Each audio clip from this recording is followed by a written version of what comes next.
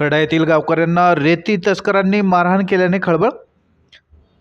बाभुळगाव तालुक्यातील नांदुरा येथील रेती तस्कर खर्डा येथून रेतीची वाहतूक करतात। यामुळे गावातील शेतात येण्या-जाण्याचे रस्ते खराब होत आहेत। त्यांना समज देण्याकरता पोलीस पाटील तसेच सरपंच विचारणा करण्याकरता गेले असता रेती तस्करांनी शिवीगाळ करून मारहाण केली। या प्रकरणी बाभुळगाव पोलीस ठाण्यात तक्रार देण्यात आली।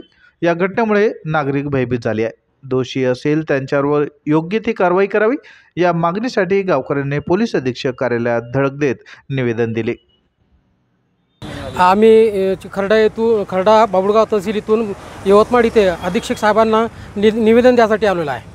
आमच्या इथे काल रात्री 7:30 वाजताची घटना आहे। रेती तस्कर रेती चोर आमच्या इथे सतत रेती चोरासाठी येत असतात।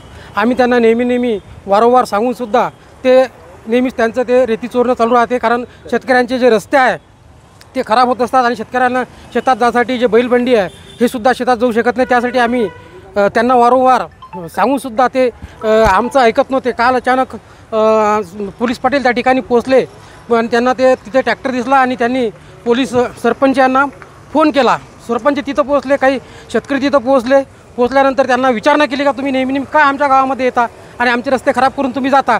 पण त्यांनी न जुमानता आमचं कोणाचं न ऐकता तिथे आम्हाला म्हणजे पोलीस पाटील गावातील सरपंच आणि काही शेतकऱ्याला आणि तिथे मारहाण झाली। त्या संदर्भात आम्ही काल रात्री बाभुळगाव इथे तक्रार दाखल केली आणि त्यांनी आम्हाला जीवे मारण्याची धमकीसुद्धा त्या तस्करांनी आम्हाला दिलेली आहे। त्यासाठी आम्ही इथे अधीक्षक साहेबांना निवेदन देण्यासाठी यवतमाळ इथे आलेलो आहोत। मी चंद्रशेखर केळकर खर्डा।